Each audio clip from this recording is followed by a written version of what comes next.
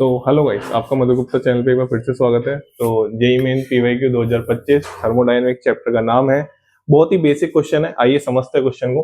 ठीक है, थर्मोडायनेमिक्स का जो कोर कॉन्सेप्ट होता है ना, फर्स्ट लॉ ऑफ थर्मोडायनेमिक्स से हम वर्क डन कैलकुलेट करते हैं, उससे उसके बेस पे क्वेश्चन है। देखिए, 1 mole of an ideal gas expends isothermally. पहले तो है ना अंडरलाइन करना सीखो क्वेश्चंस पे। क्वेश्चन थर्मोडायनेमिक्स का अगर आपको करना है तो बहुत बहुत बारीकी से क्वेश्चन को पढ़ना पड़ेगा, उसमें ही आंसर छुपा हुआ होता है।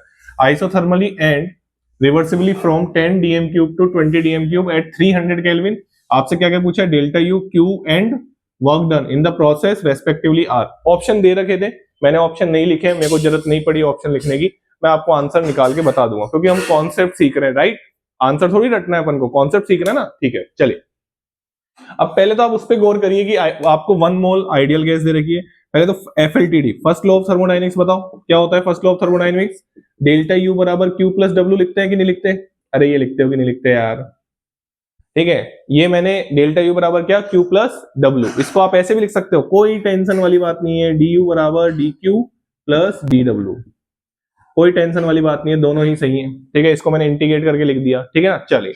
अब आप मेरे को एक चीज बताइए, आपने ये पढ़ा होगा कि आइडियल गैस अगर होती है, आइडियल गैस के लिए वैलिड है बस ये आइडियल गैस, और आइसोथर्मली है। आइसोथर्मली है, आइसोथर्मल का मतलब क्या होता है? आइसोथर्मल का मतलब होता है टेम्परेचर क्या है, कांस्टेंट है। टेम्परेचर क्या है, कांस्टेंट। और आपने ये बहुत आराम से पढ़ा होगा कि इसके लिए डेल्टा यू और डेल्टा एच की वैल्यू क्या होती है, जीरो होती है। मैं इसकी डिटेल में नहीं जा रहा हूं, क्योंकि ऐसे जाने लग गया तो फिर तो क्वेश्चन में बहुत टाइम लग जाएगा। डेल्टा यू और डेल्टा एच की वैल्यू जीरो होती है। कैसे होती है? NCV T2 minus T1, delta U का फॉर्मूला, डेल्टा एच का formula NCP T2 minus T1। तो वो T2 टेम्परेचर क्या कर दिया आपने, कांस्टेंट, तो वो वैल्यू क्या हो गई, जीरो हो गई। मैं आपको फॉर एग्जांपल समझा देता हूं। डेल्टा यू बराबर n CV m delta T, आपने एक फॉर्मूला पढ़ा होगा। यहाँ पे अगर टेम्परेचर कांस्टेंट और डेल्टा टी की वैल्यू जीरो, तो डेल्टा यू की वैल्यू भी क्या होगी, जीरो। हमसे क्वेश्चन ने क्या पूछा था, डेल्टा यू, बट बच्चा सारे ऑप्शन में डेल्टा यू जीरो दे रखा था। है ना, सारे ऑप्शन में डेल्टा यू जीरो दे रखा था। अगर आप यहाँ पे डेल्टा यू जीरो रखेंगे तो क्यू बराबर क्या आएगा, माइनस डब्ल्यू। तो इससे आपसे एक दो ऑप्शन तो ऐसे कट जाएंगे। मतलब जो आपका डब्ल्यू का आंसर आएगा उस पर अगर आप माइनस लगा दोगे तो आपको क्यू की वैल्यू निकल जाएगी। यही बात है, ठीक है ना। चलिए आगे बढ़ते हैं। तो अब आपको पता है कि आइसोथर्मल बहुत फेमस फॉर्मूला है ना, हर कोई बच्चे को आता होगा मेरे हिसाब से, और आना भी चाहिए अगर आपने थोड़ी बहुत भी मतलब तरीके से पढ़ा है, टीचरों को सुना है। ठीक है ना, चलिए। तो ये यहां से चीज निकल गई। चलिए, तो जो हमारा फॉर्मूला बनता है आइसोथर्मल एंड रिवर्सिबली का वर्क डन निकालने का, आइसोथर्मली एंड रिवर्सिबली का जो हमारा फॉर्मूला बनता है वो क्या बनता है बेटा, क्या बनता है बोलो? आपको याद भी होगा, minus n R T l n V2 by V1। ये V2 क्या होती है, V फाइनल लिख दूं, V फाइनल लिख दूं इसको, ये लो, और इसको क्या लिख दूं, V इनिशियल। बताओ V इनिशियल कितनी है, 10, V फाइनल कितनी है, 20। बात समझ में आ गई होगी। चलिए, सब कुछ दे रखा है क्वेश्चन में। N की वैल्यू कितनी दे रखी है, 1। R की वैल्यू क्वेश्चन ने कितने बोली है, 8.3। टेम्परेचर की वैल्यू कितनी बोली है, 300। Ln 20 dm cube. अगर यूनिट सेम नहीं होती तो हमको यूनिट सेम करनी होती। अगर यहां पे आप देखें, इसकी यूनिट क्या थी, joule kelvin inverse mole inverse, joule kelvin inverse mole inverse. आराम से देखो, मैं आराम से समझाऊंगा, मेरे को कोई जल्दी नहीं। ठीक है, ये टेम्परेचर की यूनिट क्या होती है, केल्विन। इसकी यूनिट क्या थी, मोल। तो देखो, मोल से मोल गया, यूनिट काटना सीख लो, बहुत इंपॉर्टेंट सिखा रहा हूं। केल्विन से केल्विन इनवर्स गया।